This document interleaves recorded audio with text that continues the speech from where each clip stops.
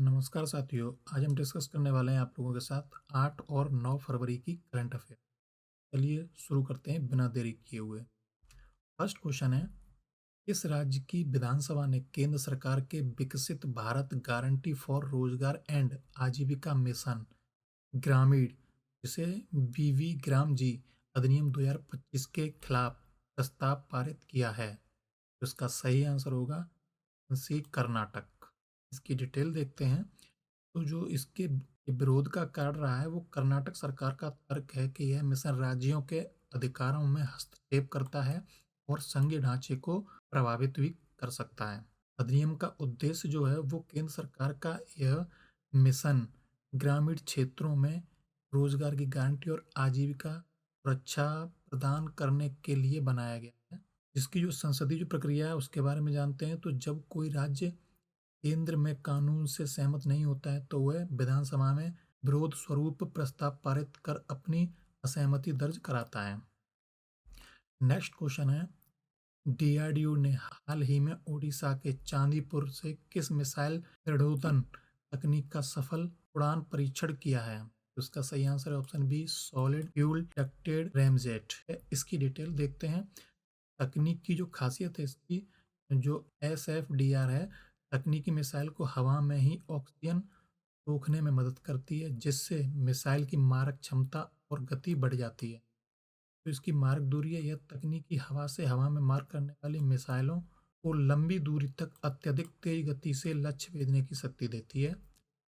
इसकी जो आत्मनिर्भर जो रक्षा है ना, वो इस तकनीक का सफल परीक्षण भारत को उन चुनिंदा देशों में शामिल करता है इनके पास स्वदेशी लंबी दूरी की मिसाइल तकनीक है।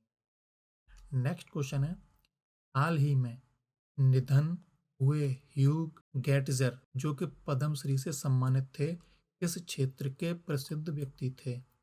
इसका आंसर होगा ऑप्शन बी, यात्रा वृत्तांत लेखक। इनकी डिटेल देखते हैं। तो इनका जो साहित्यिक योगदान रहा है वो ह्यूज गेटजर और उनकी पत्नी पोलिन गेटजर भारत के प्रसिद्ध ट्रेवल राइटर जोड़ी थे, जिन्होंने दशकों तक भारत की सुंदरता को अपने शब्दों में रोया था। भारत सरकार ने पर्यटन और लेखन के क्षेत्र में उनके विशिष्ट योगदान के लिए उन्हें पद्मश्री से सम्मानित भी किया था। जो ये विरासत की बात करते हैं तो उनके लेखों और टीवी शो ने भारत में पर्यटन के प्रति लोगों का नजरिया बदलने में महत्वपूर्ण भूमिका निभाई थी। नेक्स्ट क्वेश्चन है, मणिपुर की पहली महिला उप मुख्यमंत्री के रूप में किसे नियुक्त किया गया है? तो उसका सही answer option B, Nemcha Kipgen को नियुक्त किया गया है मणिपुर की पहली महिला उप मुख्यमंत्री के रूप में। इसकी डिटेल देखते हैं। तो नेमचा किपगेन मणिपुर के राजनीतिक इतिहास में उप मुख्यमंत्री पद संभालने वाली पहली महिला बन गई हैं। वह राज्य की एक प्रभावशाली नेता रही हैं और इस नियुक्ति को राज्य प्रशासन में महिलाओं की बढ़ती भागीदारी के रूप में देखा जा रहा है। उप मुख्यमंत्री के रूप में उन पर राज्य में शांति और विकास कार्यों की बड़ी जिम्मेदारी होगी। नेक्स्ट क्वेश्चन है, एम्स नई दिल्ली ने किस संस्थान के साथ मिलकर टेली रोबोटिक अल्ट्रासाउंड सिस्टम विकसित किया है? उसका सही आंसर होगा ऑप्शन बी, IIT दिल्ली के साथ मिलकर। ठीक है, इसकी डिटेल देखते हैं। इस सिस्टम के जरिए डॉक्टर दूर बैठे मरीज का अल्ट्रासाउंड कर सकेंगे, जिससे ग्रामीण क्षेत्रों में इलाज आसान होगा। यह तकनीक विशेष रूप से उन जगहों के लिए क्रांतिकारी है जहां रेडियोलॉजिस्ट या विशेषज्ञ डॉक्टर उपलब्ध नहीं होते हैं। यह प्रोजेक्ट स्वास्थ्य सेवा में तकनीक के बेहतरीन इस्तेमाल का उदाहरण है। नेक्स्ट क्वेश्चन है, भारत में किस संस्था को ब्रिक्स औद्योगिक दक्षता केंद्र BCIC के रूप में नामित किया गया है? तो सही आंसर है ऑप्शन बी, राष्ट्रीय उत्पादकता परिषद यानी NPC, नेशनल प्रोडक्टिविटी काउंसिल। इसकी डिटेल देखते हैं। राष्ट्रीय उत्पादकता परिषद अब ब्रिक्स देशों के बीच औद्योगिक तकनीक और दक्षता करने के लिए नोडल एजेंसी के रूप में काम करेगी। ब्रिक्स देशों के बीच विनिर्माण क्षेत्र में बेस्ट प्रैक्टिसेस को लागू करना और उत्पादकता बढ़ाना है। इस नियुक्ति से भारतीय उद्योगों को ब्रिक्स देशों के आधुनिक मॉडल्स तक पहुंच मिलेगी। नेक्स्ट क्वेश्चन है लुइज इनासिलो लुइज इनासियो लूला दा सिल्वा, जो फरवरी 2026 में भारत की यात्रा पर आने वाले हैं, किस देश के राष्ट्रपति हैं? तो इसका सही आंसर ऑप्शन बी ब्राजील के राष्ट्रपति हैं। डिटेल देखते हैं। लूला दा सिल्वा की यात्रा भारत और ब्राजील के बीच व्यापार, कृषि और ऊर्जा क्षेत्र में सहयोग को और गहरा करेगी। दोनों देश G20 और ब्रिक्स के महत्वपूर्ण सदस्य भी हैं, इसलिए यह यात्रा वैश्विक राजनीति के लिहाज से भी अहम है।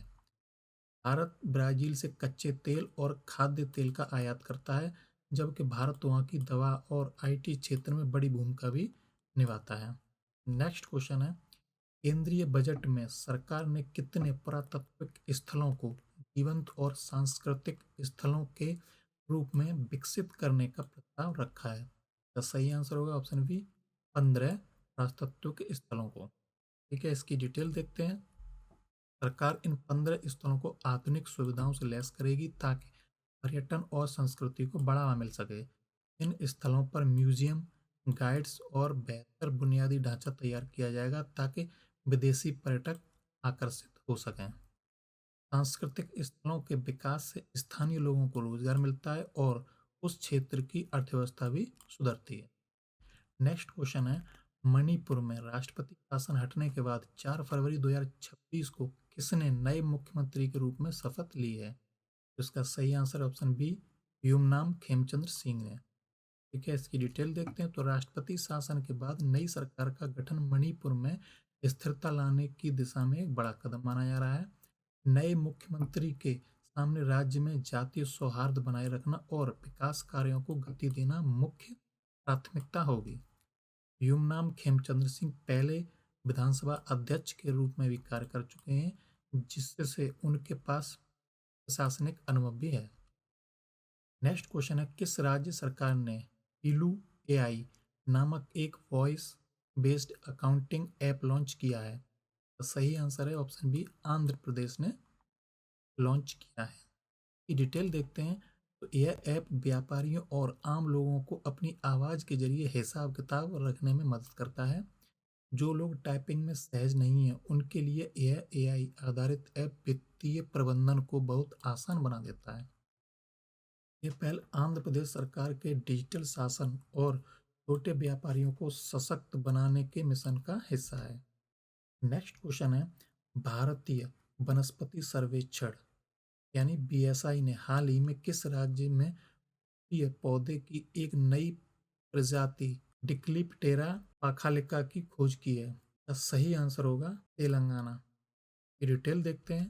तो यह नई प्रजाति तेलंगाना के पाखाल वन्यजीव अभयारण्य में पाई गई है, इसलिए इसका नाम पाखालिका रखा गया है। यह एक दुर्लभ फूल वाला पौधा है जो भारत की जैव विविधता में एक नया अध्याय जोड़ता है। भारतीय वनस्पति सर्वेक्षण पूरे देश में पौधों की नई प्रजातियों की खोज और संरक्षण करता है। नेक्स्ट क्वेश्चन है हाल ही में चर्चा में रहा धौलपुर करौली टाइगर रिजर्व भारत के किस राज्य में स्थित है? तो इसका सही आंसर ऑप्शन बी राजस्थान राज्य में स्थित है। की डिटेल देखते हैं। तो यह राजस्थान का 5वां टाइगर रिजर्व है जिसे बाघों के संरक्षण के लिए विशेष रूप से किया जा रहा है। यह रिजर्व चंबल नदी के पास स्थित और रणथंभौर टाइगर रिजर्व के लिए एक कॉरिडोर यानी रास्ता में भी काम करता है। के बनने से राजस्थान में इको टूरिज्म को बढ़ावा मिलेगा और बाघों की संख्या में भी वृद्धि होने की संभावना है। नेक्स्ट क्वेश्चन है हाल ही में किस देश ने लोआ ननियाओ नामक एक विशाल स्पेस एयरक्राफ्ट का वीडियो जारी कर दुनिया को चौंकाया है? तो इसका सही आंसर है ऑप्शन ए चीन ने। इसकी डिटेल देखते हैं। लोआ ननियाओ चीन के एक महत्वाकांक्षी प्रोजेक्ट ग्वांझू का हिस्सा है जो अंतरिक्ष में एक विशाल एयरक्राफ्ट कैरियर तैनात करने की कल्पना करता है। यह वीडियो अंतरिक्ष अन्वेषण और भविष्य की सैन्य शक्ति को प्रदर्शित करने के लिए जारी किया गया है जो उन्नत एरोस्पेस इंजीनियरिंग का एक उदाहरण है। चीन इसके माध्यम से अंतरिक्ष में अपनी तकनीकी बढ़त दिखाना चाहता है। हालांकि कई विशेषज्ञ इसे अभी के लिए एक कॉन्सेप्ट या भविष्य की योजना के रूप में देख रहे हैं। नेक्स्ट क्वेश्चन है, भारत ने किस टीम को हराकर रिकॉर्ड 30 बार अंडर-19 क्रिकेट विश्व का खिताब जीता है? उसका सही आंसर है ऑप्शन डी, इंग्लैंड को हराकर। की डिटेल देखते हैं।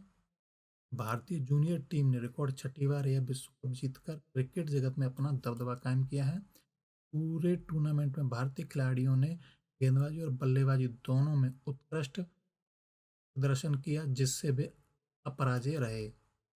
अंडर-19 विश्व कप भारत के लिए हमेशा से नए सुपरस्टार जैसे विराट कोहली, शुभमन गिल देने वाला मंच रहा है और इस जीत ने फिर से नई प्रतिभाओं को सामने लाया है। नेक्स्ट क्वेश्चन है, नेपाल बिल्डकॉन इंटरनेशनल एक्सपो का 11वां संस्करण हाल ही में कहाँ शुरू हुआ है? ये आंसर है ऑप्शन बी, काठमांडू में शुरू हुआ है। इसकी डिटेल देखते हैं तो यह प्रदर्शनी निर्माण क्षेत्र, आर्किटेक्चर और इंजीनियरिंग से जुड़ी नई तकनीकों को प्रदर्शित करने का एक अंतर्राष्ट्रीय मंच भी है। यह इस एक्सपो का 11वां संस्करण है जो काठमांडू में आयोजित किया जा रहा है। इसमें भारत सहित कई देशों की कंपनियां हिस्सा ले रही हैं, जिससे नेपाल के इंफ्रास्ट्रक्चर क्षेत्र में विदेशी निवेश और तकनीकी सहयोग बढ़ने की उम्मीद है। नेक्स्ट क्वेश्चन है, हाल ही में सीमांत नागालैंड क्षेत्रीय प्राधिकरण यानी FNTA के गठन के लिए एक ऐतिहासिक समझौते पर अक्षर किए गए हैं। यह किस क्षेत्र से संबंधित है? तो सही आंसर ऑप्शन बी, जनजातीय स्वायत्तता और प्रशासन क्षेत्र से संबंधित है। की डिटेल देखते हैं तो केंद्र सरकार, नागालैंड सरकार और पूर्वी नागालैंड के संगठनों के बीच यह समझौता क्षेत्रीय प्रशासन बेहतर बनाने के लिए हुआ है।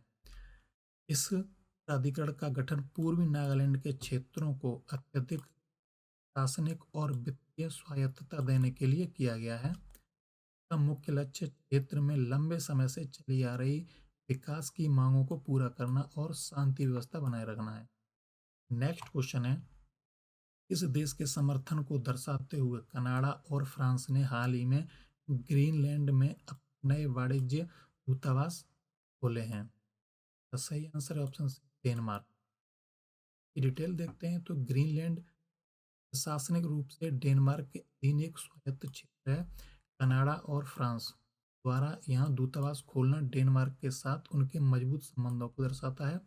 ग्लोबल वार्मिंग के कारण अंटार्कटिक क्षेत्र में नए व्यापारिक मार्ग खुल रहे हैं, जिससे ग्रीनलैंड का भू राजनीतिक महत्व बढ़ गया है। ये दूतावास व्यापार, खनिज अन्वेषण और वैज्ञानिक अनुसंधान के क्षेत्रों में सहयोग बढ़ाने के लिए केंद्र के रूप में कार्य करेंगे। नेक्स्ट क्वेश्चन है, रॉयल चैलेंजर बेंगलुरु यानी RCB ने किस टीम को हराकर दूसरी बार महिला प्रीमियर लीग यानी WPL का खिताब अपने नाम किया है? तो इसका सही answer option B, Delhi Capitals को हराकर। की डिटेल देखते हैं तो स्मृति मांधाना के नेतृत्व में रॉयल चैलेंजर बेंगलुरु ने शानदार खेल दिखाते हुए अपना दबदबा साबित किया है। RCB ने दिल्ली कैपिटल्स को 6 विकेट से हराकर यह खिताब दूसरी बार अपने नाम। कौन सी बार? दूसरी बार।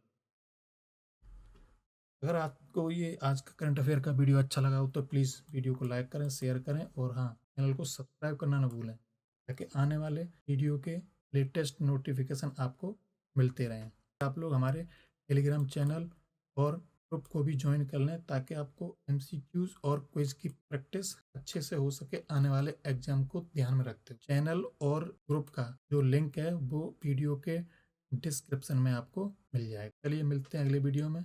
के लिए थैंक यू सो मच।